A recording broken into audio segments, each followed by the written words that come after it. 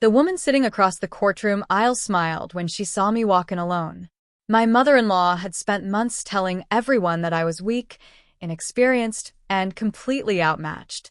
According to her, I was about to lose everything: my reputation, my marriage, and the family business my late father-in-law had spent 40 years building. She leaned toward her attorney and laughed. Then she looked directly at me. "You should have settled when you had the chance." I simply took my seat. What she didn't know was that before I became a civilian attorney, I had spent years prosecuting some of the most complex military criminal cases in the country. I never talked about it, never bragged about it, never saw a reason to. But that morning, the judge walked into the courtroom, glanced at me, and smiled. "Good morning, Colonel." The laughter stopped instantly. And that was only the beginning. My mother-in-law liked to tell people she had excellent instincts about character. According to Diane Whitmore, she could meet someone once and know exactly who they were. For 5 years, she claimed she had me figured out. In her version of the story, I was quiet because I lacked confidence. I avoided arguments because I couldn't handle pressure. And I stayed out of family business because I wasn't capable of understanding it. The strange thing was that she never said those things directly. Diane was far too polished for that. Instead, she disguised every insult as concern.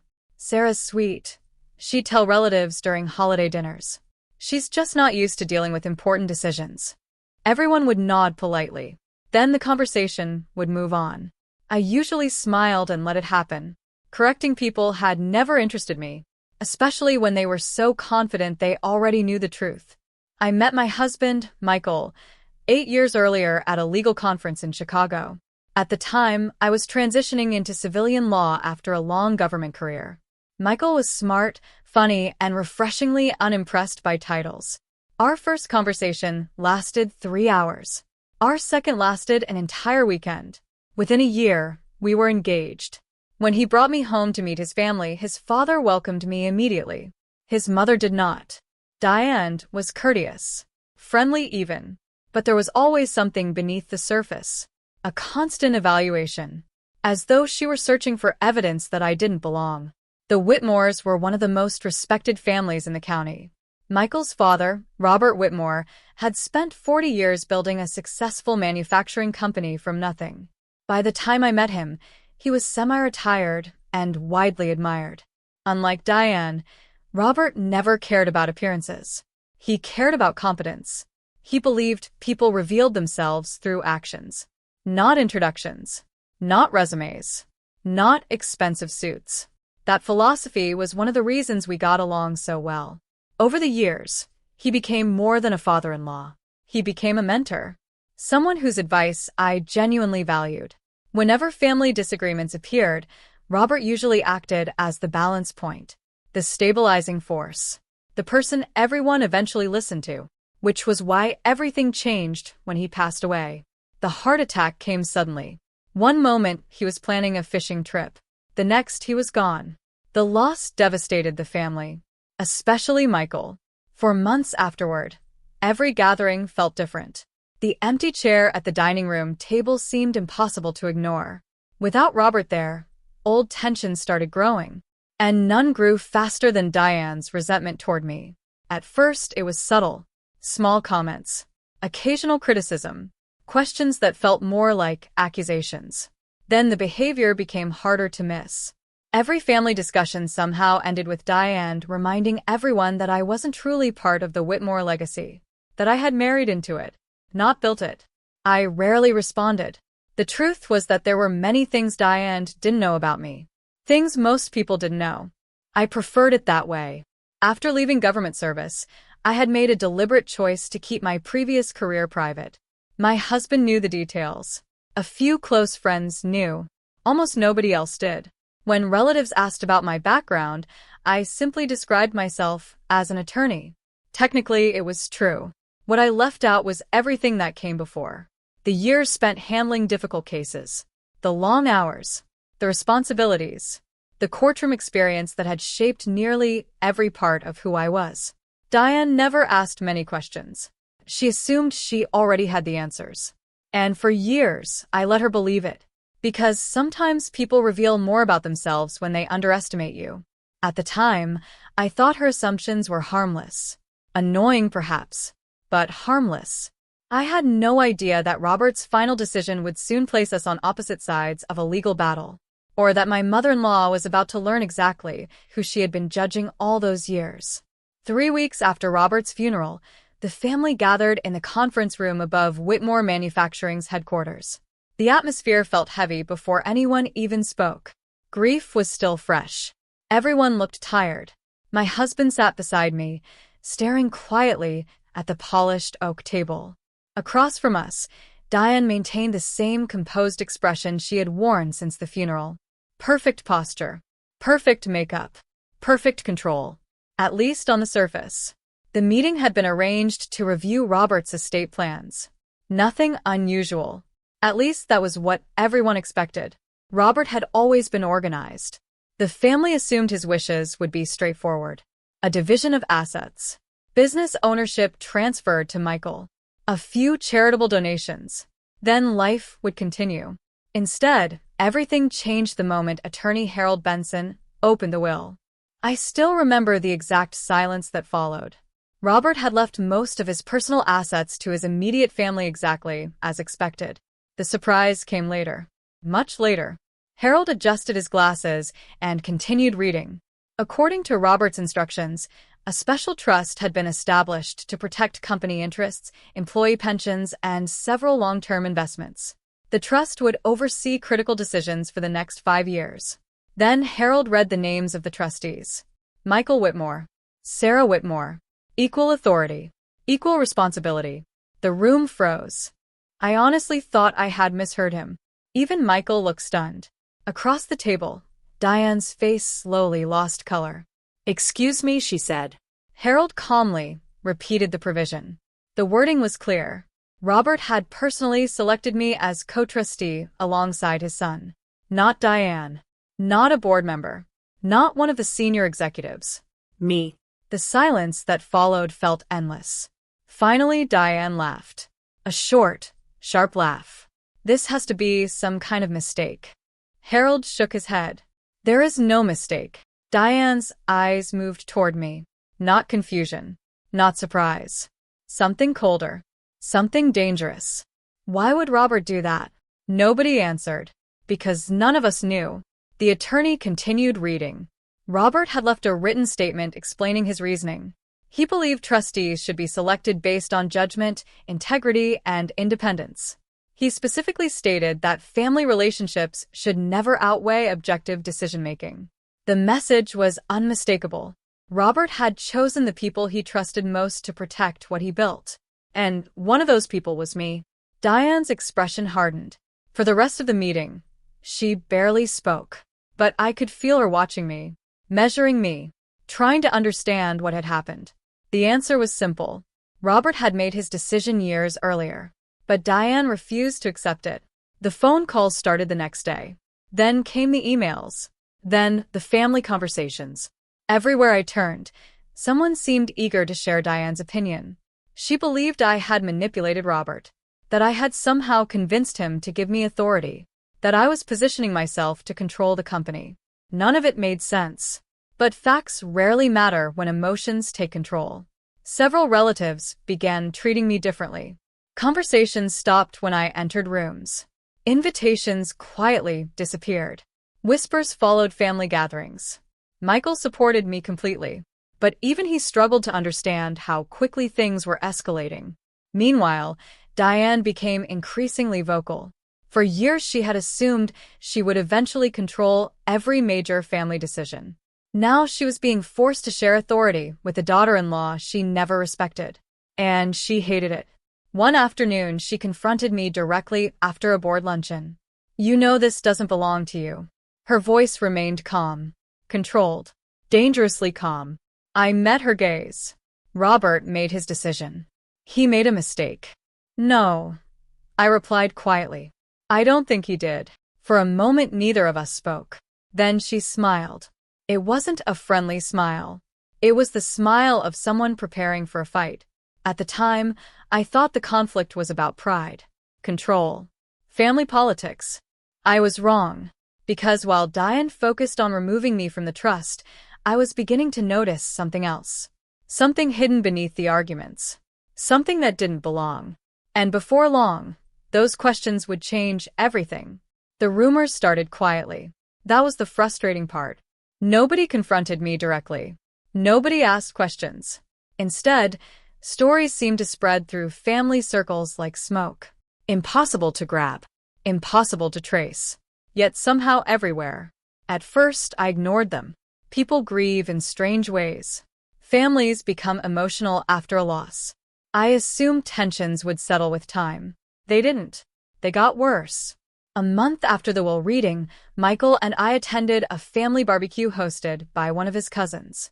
Normally, those gatherings were relaxed. Children played in the yard. Adults talked about sports, vacations, and work. Nothing complicated. But this time felt different. Conversations stopped when I approached. People smiled a little too quickly. Several relatives avoided eye contact entirely. By the end of the afternoon, I understood why. One of Michael's cousins finally pulled me aside. I figured you'd want to know. Know what? He looked uncomfortable.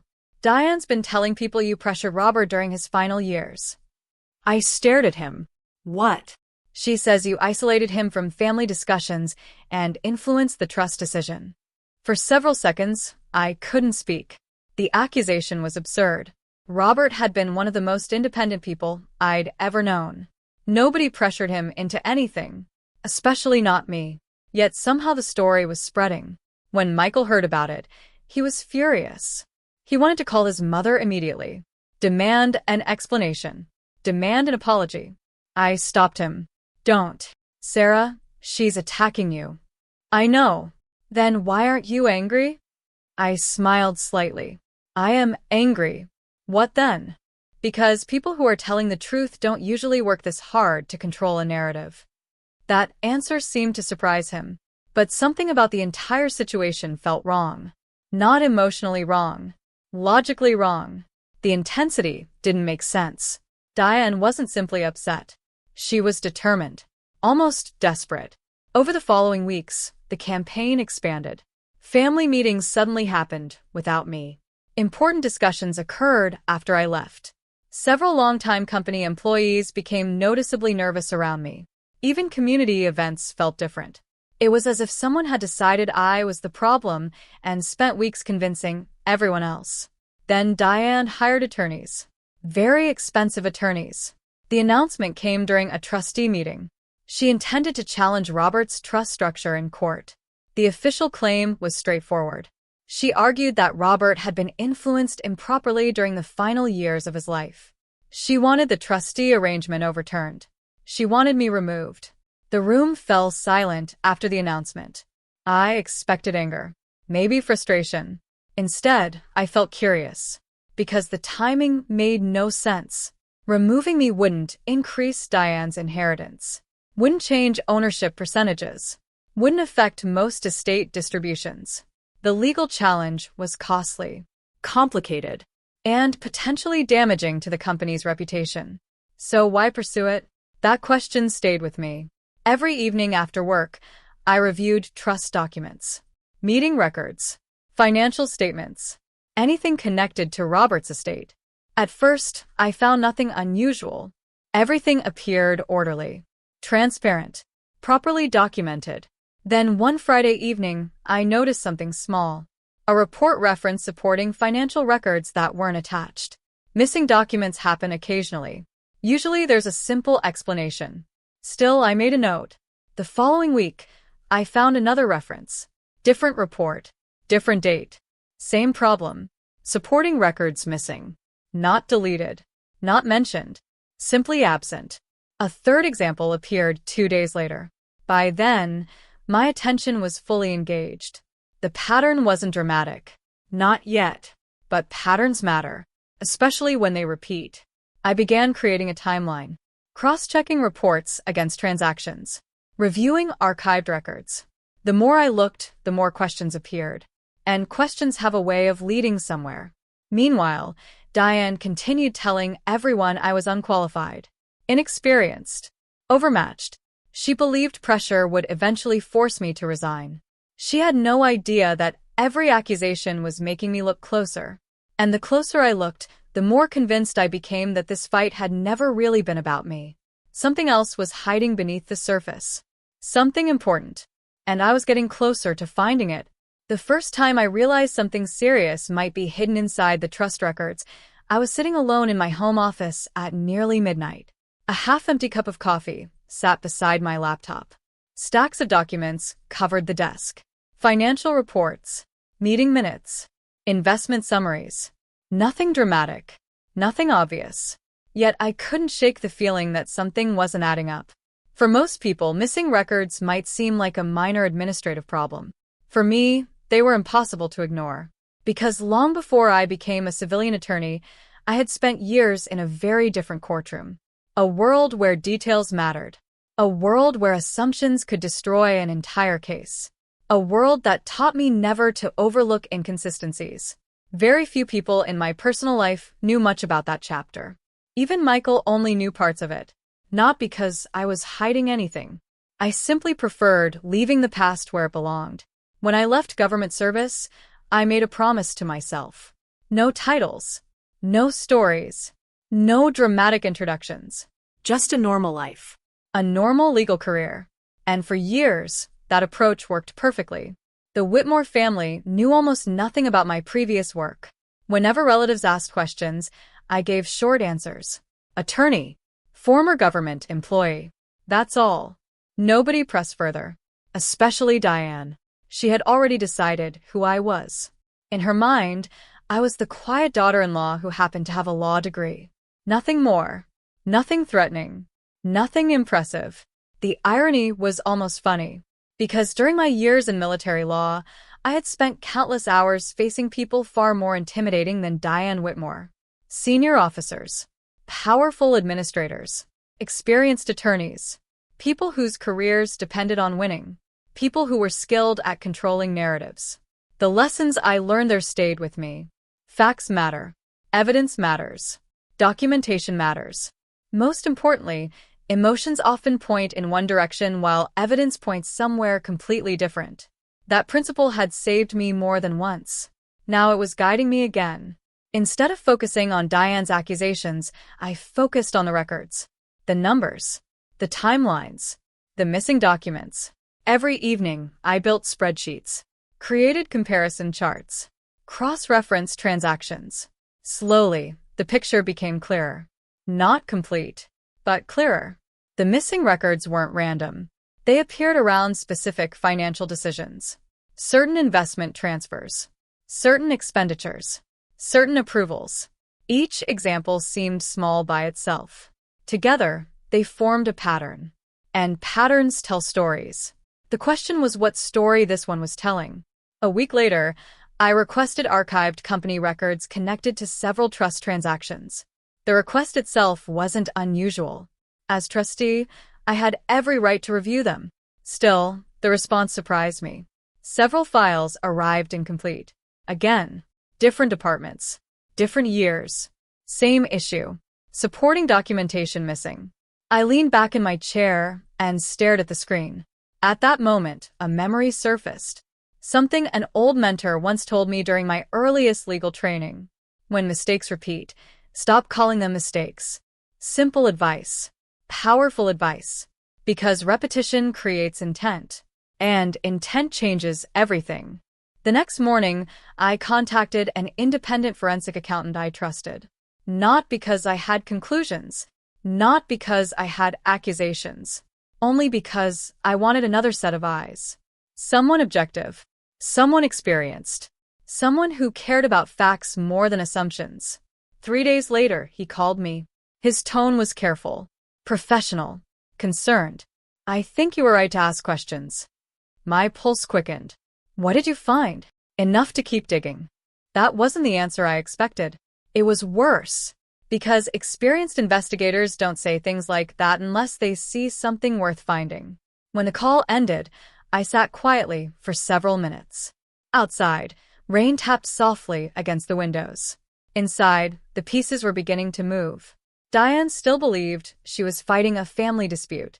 A battle over inheritance, control, status. But the deeper I looked, the more convinced I became that this wasn't just a family conflict anymore. And if the evidence continued leading where I thought it might, everything was about to change.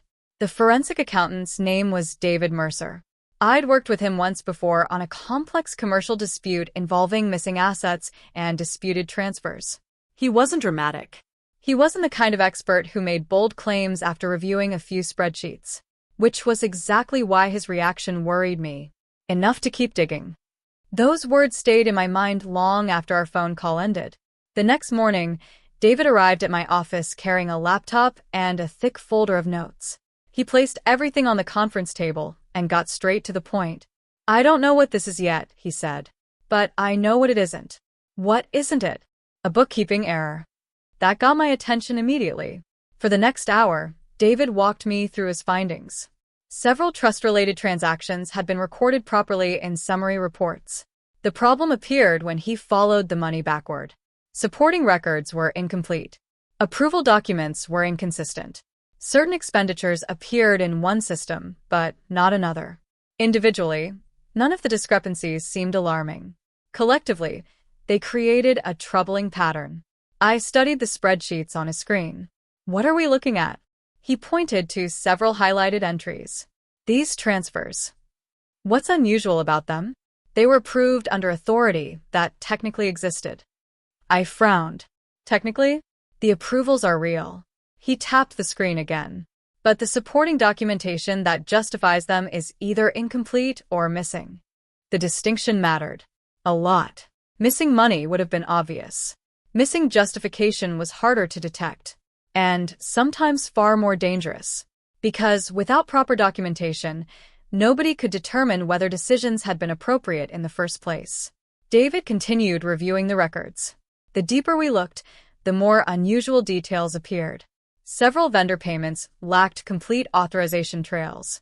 A handful of investment adjustments couldn't be fully verified. Certain trust expenditures seemed rushed through unusual approval channels. Nothing pointed directly to fraud. Nothing proved wrongdoing. But it definitely wasn't normal. By the end of the meeting, both of us understood the same thing.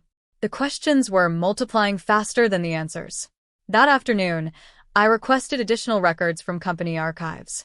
Within hours, resistance appeared.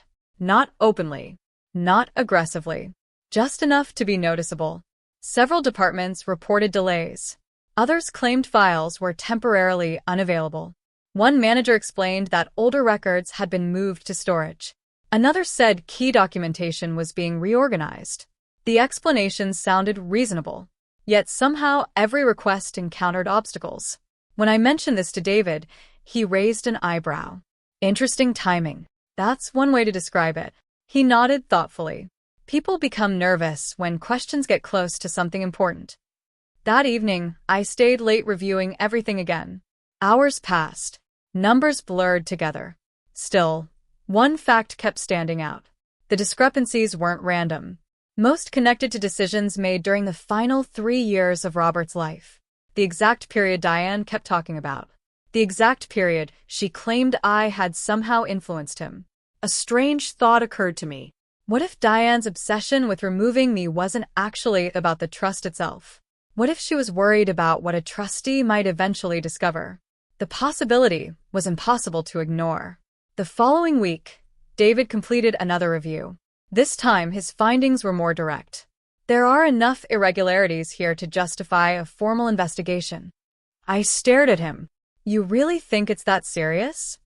"I think someone needs answers." The room fell silent. Outside the office window, employees were leaving for the day. Normal conversations. Normal routines. Nobody had any idea what was unfolding behind closed doors. Neither did Diane. As far as she knew, her pressure campaign was working. She continued telling relatives I was unqualified. Continued insisting I should resign. Continued treating this as a simple inheritance dispute.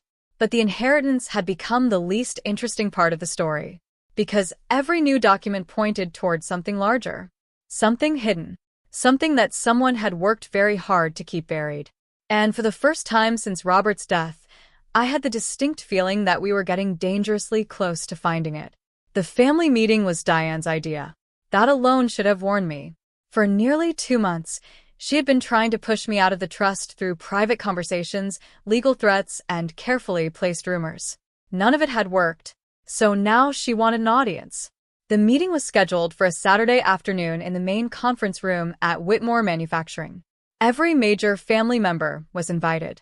Several senior company employees attended as observers.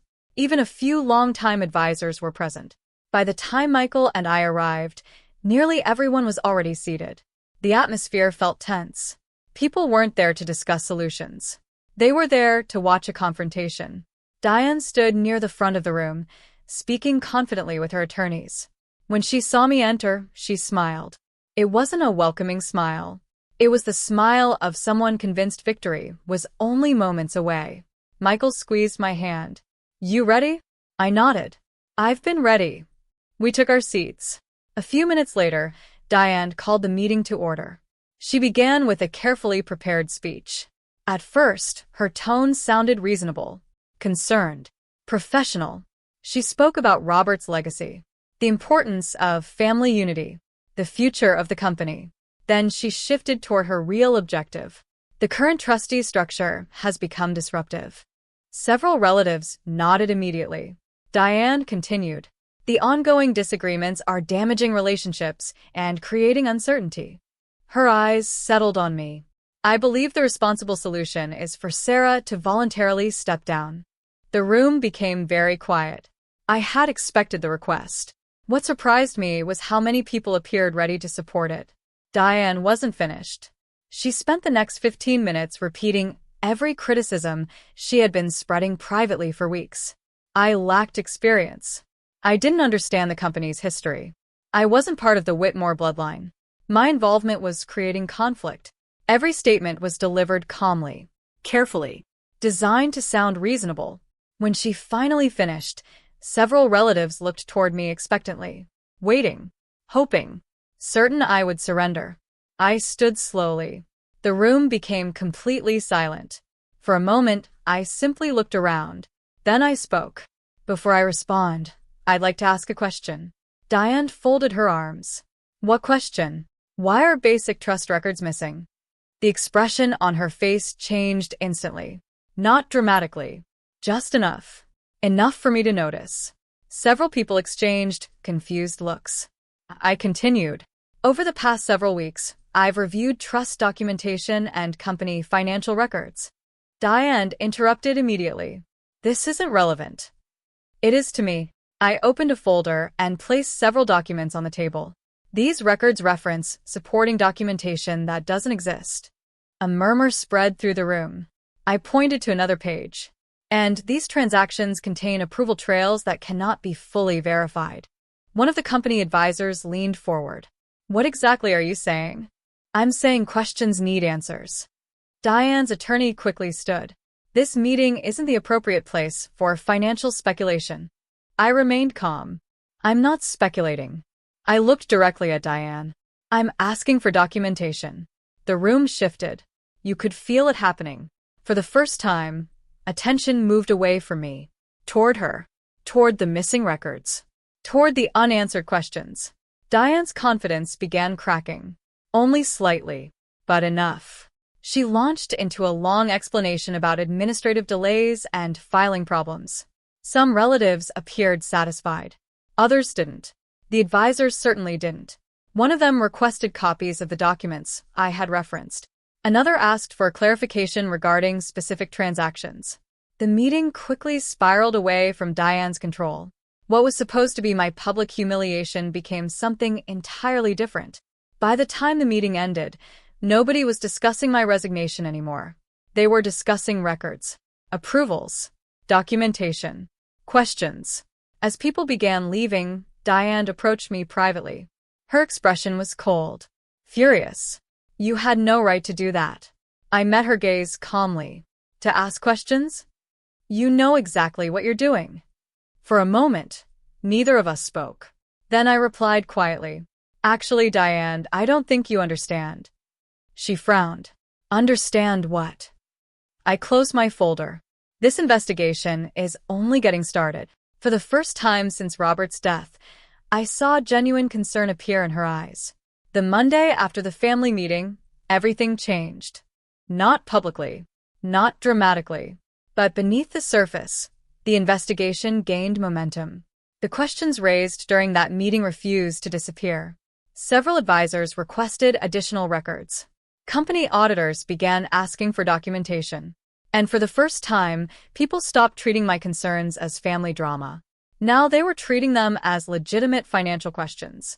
That distinction mattered. A lot. Meanwhile, Diane acted as though none of it bothered her. At least in public. She continued attending board functions. Continued smiling at community events. Continued telling relatives that I was overreacting. But I noticed something different. The confidence she once displayed so effortlessly now seemed forced, as if she were working very hard to maintain control. Behind the scenes, I focused on facts, not rumors, not emotions. Facts. David and I established a systematic review process. Every transaction would be verified, every approval traced, every supporting document examined. Nothing would be assumed, nothing would be ignored. The work was slow. Painfully slow. Days turned into weeks. Spreadsheets multiplied. Records filled entire folders. Timelines stretched across conference room walls. But slowly, patterns became evidence.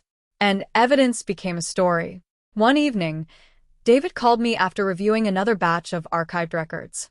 His voice carried a level of certainty I hadn't heard before. I found something. I sat upright immediately. What? The same authorization code appears repeatedly. Is that unusual? Very. I open my laptop. Explain. The code belongs to an approval category that should only have been used under specific circumstances. I frowned. And these transactions don't qualify. My stomach tightened. For several seconds, neither of us spoke. Then David continued. The amounts vary. The departments vary. But the approval method repeats. A lot. The significance was impossible to ignore. Patterns can happen accidentally. Repetition rarely does. The following week, independent investigators hired by the trust completed their preliminary review. Their findings aligned closely with ours. Several financial decisions lacked proper supporting records. Multiple approval processes appeared irregular. Documentation standards had been bypassed repeatedly. Nothing yet proved intentional misconduct, but the questions were becoming increasingly difficult to explain away.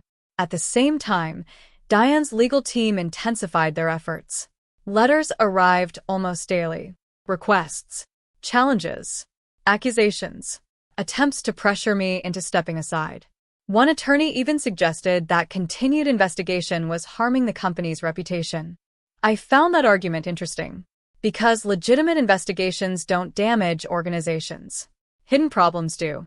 The more pressure they applied, the more convinced I became that we were heading in the right direction. Michael noticed it too. One night, while reviewing documents at our dining room table, he looked up from a stack of reports. You've already made up your mind, haven't you? I glanced at him. About what? That something bigger is happening. I leaned back in my chair. I don't know exactly what's happening. But I know we're not looking at simple mistakes anymore. He nodded slowly. I think you're right. By the end of the month, the evidence chain had become remarkably strong. Every document was cataloged. Every transaction logged. Every timeline verified. Independent experts were preparing formal reports. The investigation now had structure, direction, momentum, and that made it dangerous. Not for us. For whoever was responsible. Meanwhile, Diane remained focused on winning her legal challenge. She still believed the battle centered around removing me as trustee. She still believed this was a conflict she could control. What she failed to understand was that the case had already outgrown her lawsuit. The facts were becoming larger than any family argument, larger than inheritance, larger than reputation, and larger than anyone had anticipated. As I organized the final reports one evening, my phone buzzed with a notification from the court. A hearing date had officially been scheduled. The lawsuit was moving forward. For months, Everything had been building toward that moment. Now there was no turning back. Soon, the questions that had been hidden inside private records and confidential files would enter a courtroom. And once they did, everyone would finally see the same evidence I had been quietly assembling all along. The lawsuit became official on a rainy Tuesday morning. I was reviewing trust reports when my attorney forwarded the filing. Diane Whitmore versus Sarah Whitmore.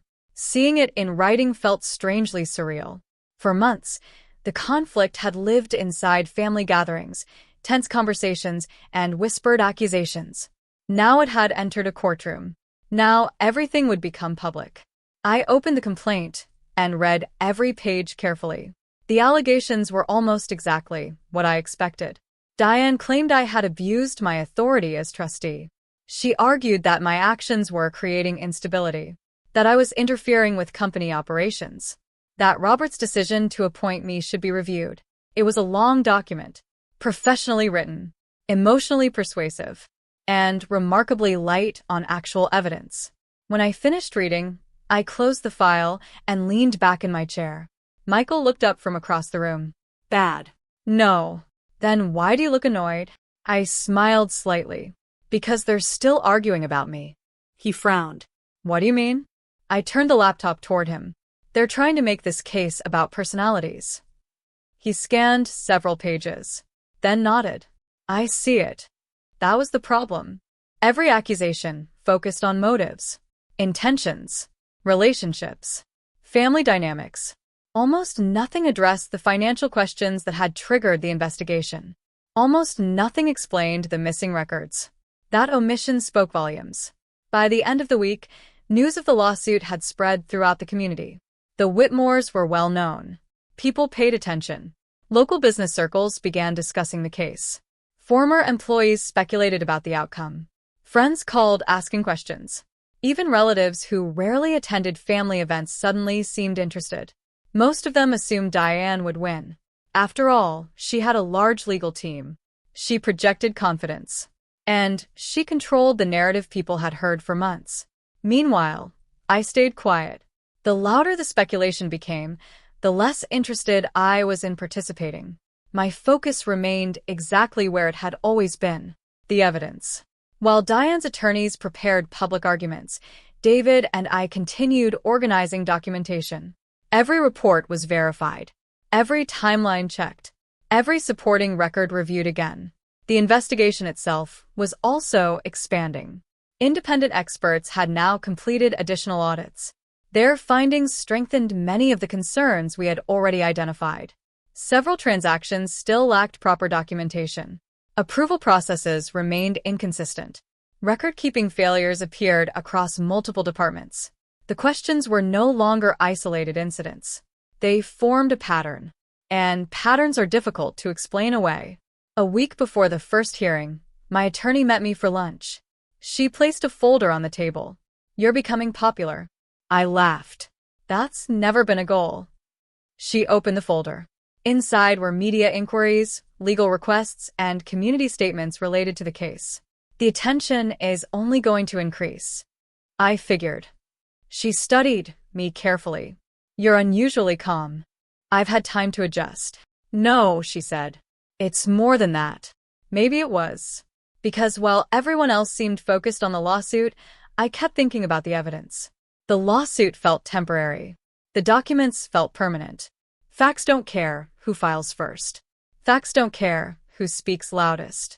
Eventually they stand on their own. As the hearing date approached, the pressure intensified. Relatives chose sides. Community gossip exploded. Diane continued presenting herself as the victim of an unfair trustee arrangement. Many people believed her, at least for now. The night before the hearing, I sat alone in my office reviewing the final case files. Everything was organized. Everything was ready. Across the room, several thick binders contained months of investigation. Thousands of pages. Hundreds of verified records. Years of financial history. I looked at the stacks for a long moment. Tomorrow would be important. Not because of the lawsuit itself. Because for the first time, a judge would see the same evidence we had spent months uncovering. And once that happened, The conversation would finally shift from accusations to facts. The hearing was scheduled for 9 o'clock on a Thursday morning. I arrived 30 minutes early. Not because I was nervous, because I preferred having time to think before entering a courtroom. Some habits never disappear. The courthouse stood in the center of downtown, its stone steps dark from an overnight rainstorm. The air felt cool. The streets were quiet. For a moment, I stood outside looking at the building. Months of investigation. Months of accusations. Months of rumors. Everything had led here. I adjusted my briefcase and walked inside. Security took only a few minutes. Afterward, I made my way toward the courtroom assigned to our case. The hallway was already crowded. Attorneys, observers, reporters from several local business publications, a few curious community members, and, of course, members of the Whitmore family. The moment I appeared, conversation slowed. Not completely, just enough for me to notice. People looked up, whispered quietly, then returned to their discussions. I was used to it by now. Inside the courtroom, Diane had already arrived. She wasn't alone, not even close. Several relatives sat behind her. Friends occupied the second row. Her legal team filled an entire table. The message was obvious. Support, strength, numbers, appearances. Diane noticed me immediately. Her eyes followed me as I entered. For a moment, neither of us spoke. Then she smiled. The same confident smile I had seen for months. The smile of someone convinced the outcome had already been decided. I took my seat at the opposite table. Alone. At least it appeared that way. My attorney was reviewing documents elsewhere in the building and would arrive shortly. From a distance, it probably looked like Diane had an army while I had nobody. I suspected she enjoyed that image. Several minutes passed. More spectators entered. The room gradually filled. Then Diane stood and approached my table. Her heels clicked softly against the courtroom floor. When she stopped beside me, her expression remained perfectly composed. You still have time. I looked up. Time for what? To end this. I closed the folder I was reviewing. I didn't start it. A brief flash of irritation crossed her face. Then it disappeared. You know what I mean. I did. She wanted me to resign. To stop asking questions. To walk away. The same thing she had wanted from the beginning. I simply smiled. Diane sighed. I offered you opportunities to avoid this. I leaned back in my chair. And I offered you opportunities to answer questions. Neither of us spoke for several seconds. Around us, the courtroom continued filling. People pretended not to listen. Most of them failed. Finally, Diane shook her head. You've always believed you're smarter than everyone else. That accusation almost made me laugh. Because if anything, the opposite was true. My entire career had been built on understanding how much I didn't know. How much evidence mattered. How dangerous assumptions could become. But I didn't argue. Instead, I simply said, we'll see what the court thinks. Her expression hardened. You should have settled when you had the chance. Then she turned and walked away. Several relatives immediately gathered around her.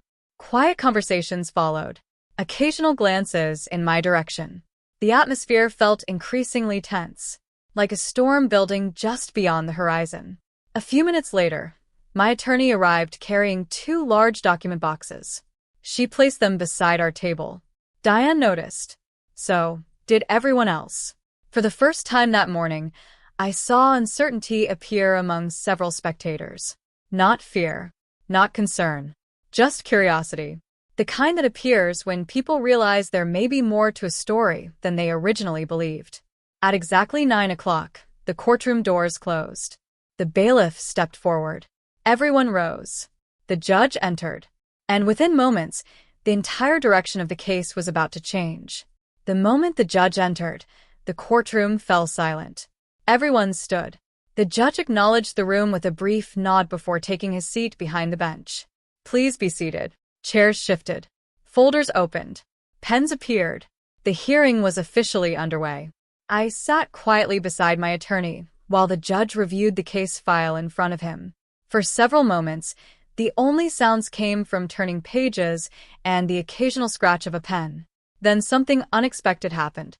The judge looked up, directly at me. A small smile appeared on his face. Not a friendly smile. Not an inappropriate one.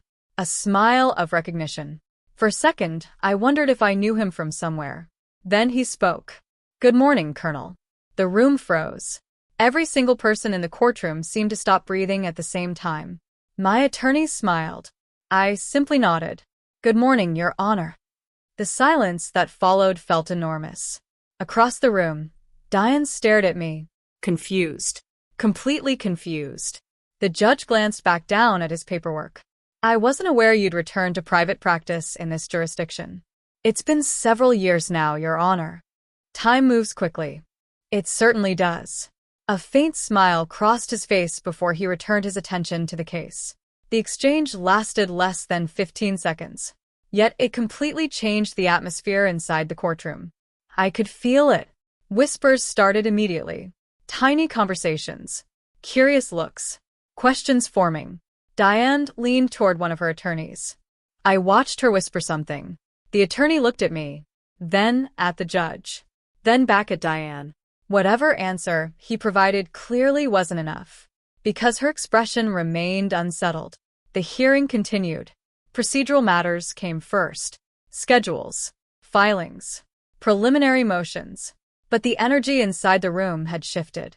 People were no longer looking at me as though I were an inexperienced daughter-in-law caught in a family dispute. Now they were wondering something else. Who exactly was I? The answer arrived sooner than expected.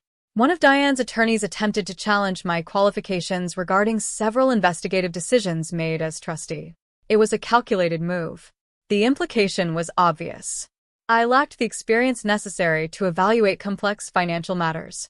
Before my attorney could respond, the judge adjusted his glasses. "Counselor, I would advise against that line of argument." The attorney hesitated. "Your Honor?" The judge looked mildly surprised. "Mrs. Whitmore has substantial experience evaluating evidence, conducting investigations, and managing complex legal matters." A few heads turned toward me immediately. The attorney shifted uncomfortably. "Of course, Your Honor." The judge returned to his notes. But the damage was already done. Or perhaps the revelation, depending on how you viewed it. For years, I had deliberately avoided discussing my previous career. Not because I was ashamed of it, because it wasn't relevant to most conversations. I had never wanted titles to define me, never wanted old accomplishments to become my identity. But now those years of silence were creating an entirely different effect. People were discovering pieces of a story on their own. And that made the realization far more powerful. Across the aisle, Diane looked increasingly uncomfortable. For the first time since this conflict began, she appeared uncertain. Not because she suddenly knew everything about my background. Because she realized she knew almost nothing. The assumptions she had relied on for years were beginning to collapse. And assumptions are difficult to rebuild once facts start replacing them. The remainder of the morning focused on procedural arguments and document submissions. Nothing dramatic happened. No shocking revelations. No emotional confrontations. Yet somehow the hearing still felt significant. Because a foundation had cracked. The image Diane had spent years constructing, the quiet, inexperienced daughter-in-law she could easily overpower, had begun to disappear. As the court recessed for lunch, I gathered my files and prepared to leave the courtroom. Then I glanced across the aisle. Diane was staring at me, not with confidence anymore, not with certainty, with questions. And by the end of the case, she was going to receive every answer she never thought to ask. When court resumed after lunch, the atmosphere felt completely different. The morning session had planted questions. The afternoon session began answering them. For months, Diane's strategy had focused on one simple idea. Make the case about me. My motives, my qualifications, my intentions. Now the court was shifting towards something far more important, the evidence. The judge opened the session by addressing the financial records that had triggered the investigation. Immediately, the room became quieter. Even the spectators seemed to understand that the discussion was moving into more serious territory. My attorney stood and approached the lectern. Your Honor, we'd like to begin with the documented transaction timeline. The judge nodded. Proceed. A large display screen illuminated at the front of the courtroom. The first timeline appeared. Dates. Transactions. Approval records. Supporting documentation. Nothing emotional. Nothing dramatic. Just facts. One entry at a time. At first glance, the records looked ordinary. But as the timeline expanded, the gaps became impossible to ignore. Missing approvals. Incomplete records. Unverified authorizations. The same issues David and I had spent months identifying. My attorney moved methodically through each example. No exaggeration. No speculation. Only documentation. Across the aisle, Diane's legal team watched carefully. They objected several times. Most objections were overruled. The records spoke for themselves. Next came testimony from David Mercer. As always, he remained calm and professional. He explained the review process, the verification procedures, the methods used to trace financial activity. Every conclusion was supported by documentation. Every statement connected directly to evidence. One attorney attempted to challenge his findings. David simply referred back to the records.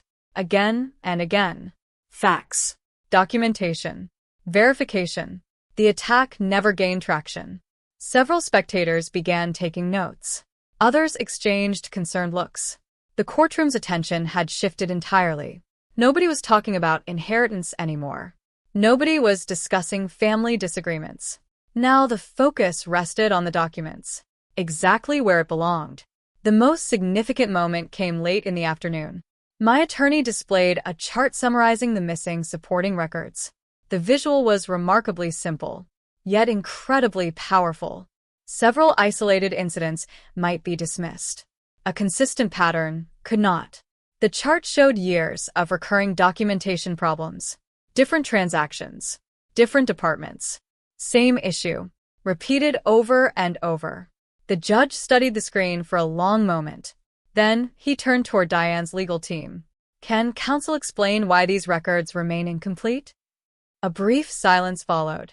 One attorney stood. He referenced filing delays, administrative mistakes, record-keeping challenges, reasonable explanations on their own. The problem was that the explanations didn't fit the timeline. My attorney demonstrated that immediately. Each justification conflicted with documented dates and internal procedures. One by one, the explanations weakened.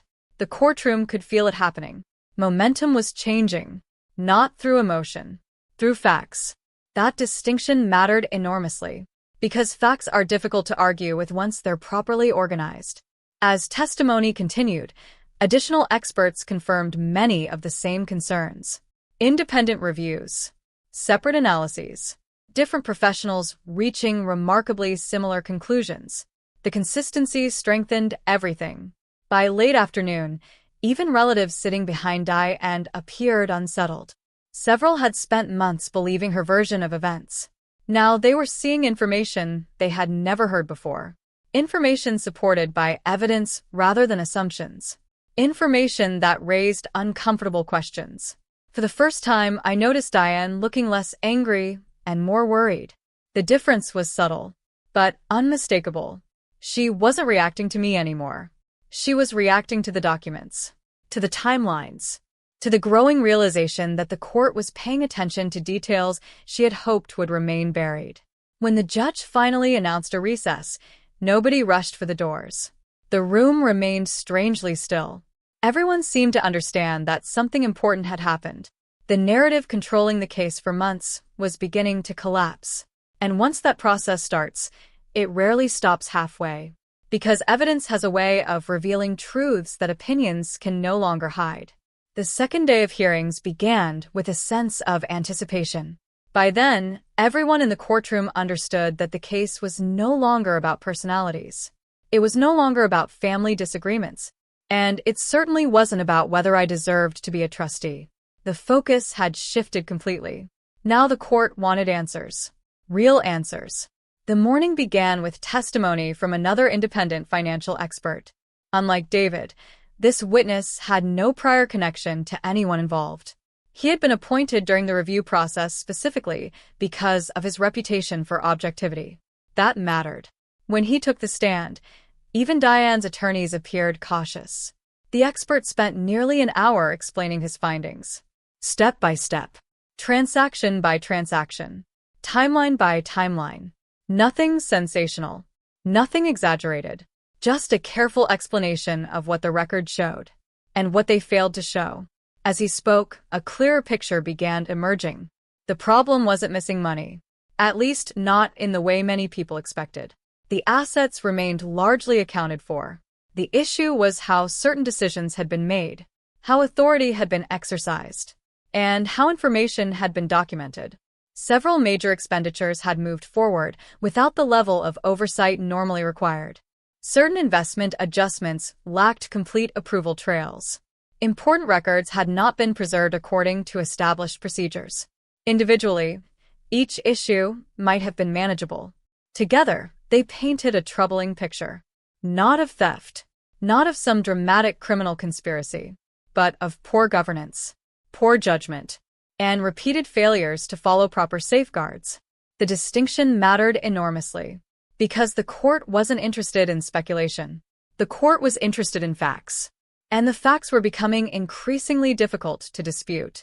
As the testimony continued, several decisions made during Robert's final years received special attention. The expert displayed a timeline showing when key financial actions occurred. Several entries stood out immediately. They involved unusually large commitments, accelerated approvals, and exceptions to normal review procedures. When the chart appeared on the courtroom screen, I noticed several relatives leaning forward. For months, they had heard Diane describe these decisions as routine. Now they were seeing details for themselves. Details she had never mentioned. One of Diane's attorneys attempted to challenge the presentation. The effort lasted less than 10 minutes. The expert calmly referenced supporting documents, independent reviews, verified records. Every answer returned to evidence. Nothing more, nothing less. The credibility gap widened with every exchange. Then came the most revealing moment of the day. A series of internal communications was introduced into evidence. The messages didn't contain anything dramatic. No shocking confession. No sensational revelation. What they showed was something far more important. Awareness.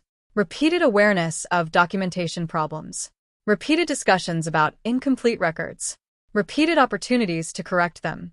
Opportunities that were ignored. The courtroom grew noticeably quieter. People weren't reacting emotionally. They were processing, connecting dots, reevaluating assumptions. Across the aisle, Diane sat perfectly still. Too still.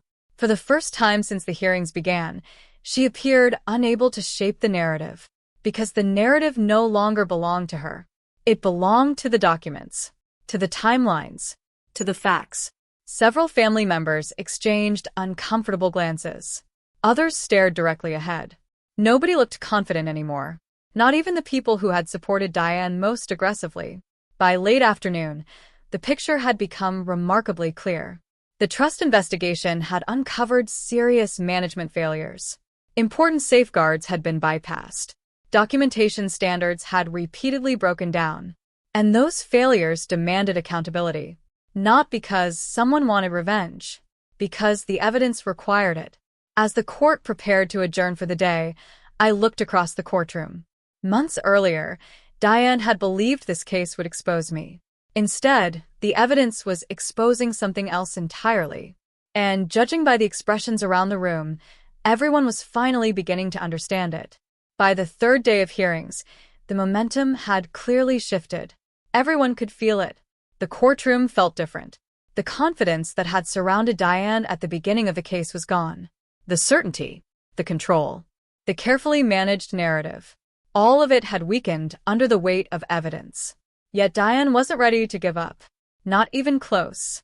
People rarely surrender when they've spent months convincing themselves they're right. Especially when reputation is involved. Especially when pride is involved. That morning, her legal team introduced what would become their final major strategy. Instead of challenging the documents directly, they shifted focus toward emotion. toward relationships, toward sympathy. The change was obvious. Their arguments no longer centered on records and financial oversight. Instead, they emphasized family history, loss, grief, the stress created by Robert's death. At first, the approach seemed effective. Several relatives sitting behind Diane nodded in agreement. A few spectators appeared sympathetic. The story being presented was simple. A widow struggling after losing her husband. A family fractured by conflict. A woman overwhelmed by responsibilities she never expected to carry alone. Parts of it were true. Robert's death had affected everyone. The grief was real. The loss was real. Nobody in the courtroom doubted that. The problem was that sympathy isn't evidence. And grief doesn't explain documentation. One of Diane's attorneys spent nearly 30 minutes building an emotional narrative around those themes. When he finally finished, the courtroom became quiet. Then, my attorney stood. No dramatic objection. No confrontation. Just one simple question. Can counsel identify which part of that statement addresses the documented financial concerns before the court? The silence that followed felt heavy. The attorney attempted to redirect. The judge stopped him. Answer the question. Several seconds passed. No answer came. Because there wasn't one. The emotional appeal had generated sympathy. But it hadn't addressed the facts. And everyone in the room knew it. The judge turned his attention back toward the evidence. The timelines, the reports, the documentation. Exactly where the case belonged. Over the next several hours, Diane's team made repeated efforts to shift focus again. Each attempt met the same obstacle. The facts remained unchanged. The records remained incomplete. The explanations remained inconsistent. No amount of emotion could alter that reality. As the afternoon progressed, Diane herself finally took the stand. For months, she had been the loudest voice in the conflict, the strongest personality in every room, the person who always seemed to have an answer. Now she sat under oath. And for the first time, she appeared uncertain. The questioning remained respectful, professional, focused. When asked about specific decisions, Diane often spoke in general terms. When asked about documentation, she referred to others. When asked about timelines, she struggled with details. None of those responses were dramatic. Yet each one created another gap, another unanswered question, another inconsistency. The courtroom noticed. So did the judge. By the end of her testimony, the difference was unmistakable. Months earlier, Diane had appeared untouchable. Now she looked exhausted. Not defeated, but exhausted. As court neared adjournment, my attorney made one final presentation. No speeches. No theatrics. Just a summary of verified facts. A timeline. Supporting records. Independent findings. The complete picture. When she finished, the courtroom remained silent. There was nothing left to argue. Nothing left to distract from. The evidence stood on its own. Across the aisle, Diane stared down at the table in front of her. For the first time since this entire conflict began, she wasn't trying to control the story. Because the story no longer belonged to her. It belonged to the facts. And everyone in the room knew what that meant. The outcome wasn't official yet. The judge still had to rule. But as people slowly gathered their papers and prepared to leave, one reality had become impossible to ignore. Diane's final gamble had failed. And the verdict was now closer than ever. The courtroom was quieter than I had ever seen it. No whispered conversations. No nervous speculation. No confident predictions. After 3 days of testimony, documents, expert analysis, and legal arguments, everyone understood the same thing. The decision now belonged to the judge. Nothing else mattered.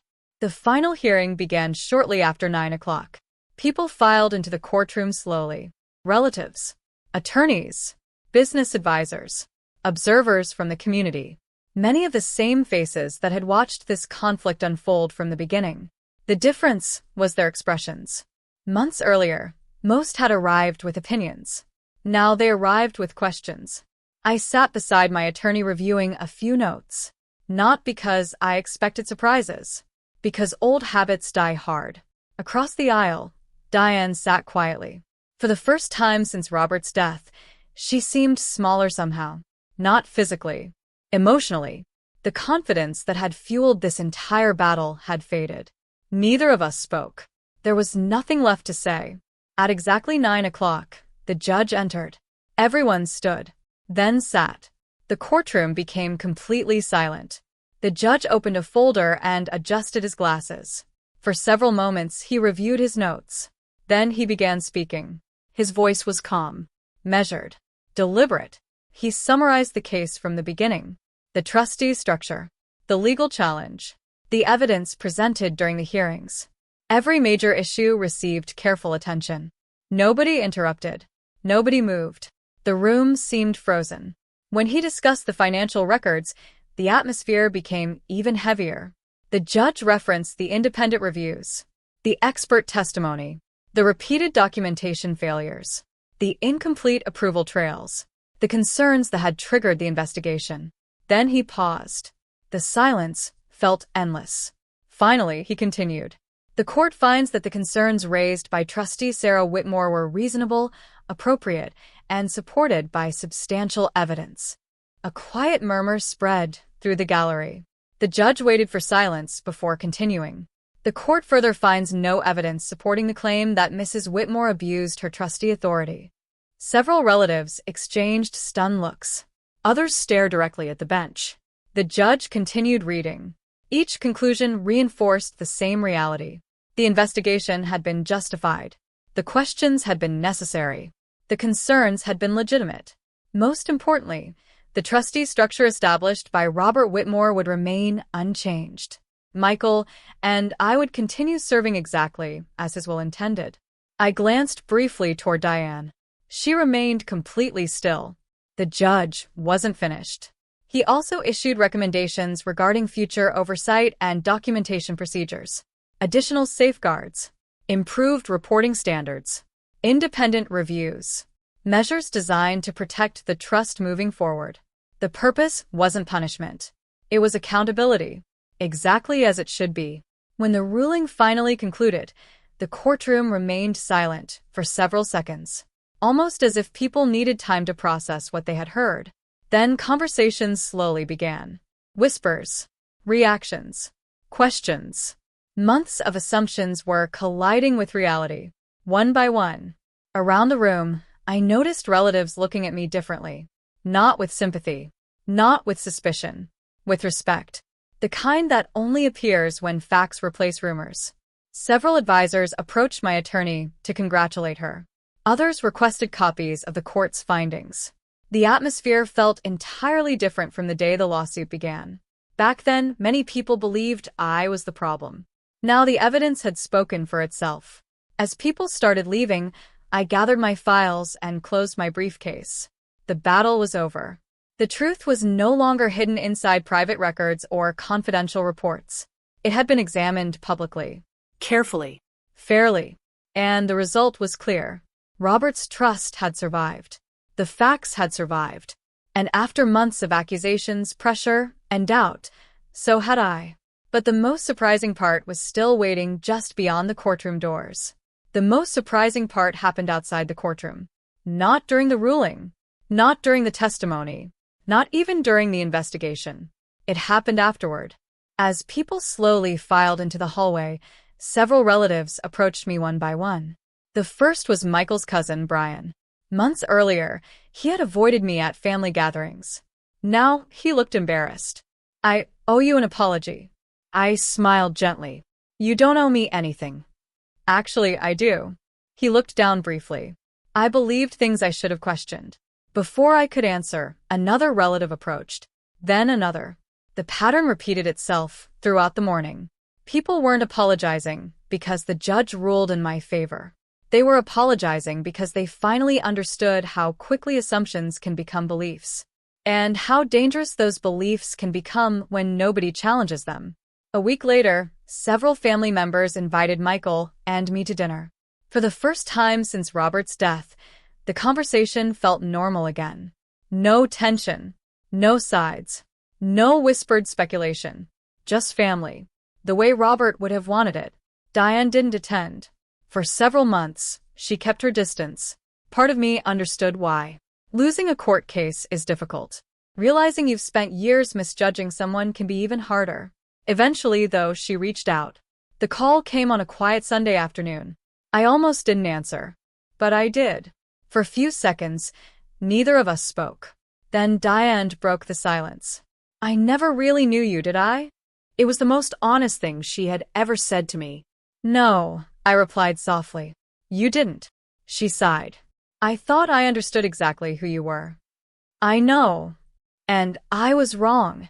Those words couldn't erase the past. They couldn't undo the rumors or the accusations. But they mattered. Because they were real. For the first time, Diane wasn't speaking from pride. She was speaking from truth. Our relationship didn't transform overnight. Trust rarely works that way.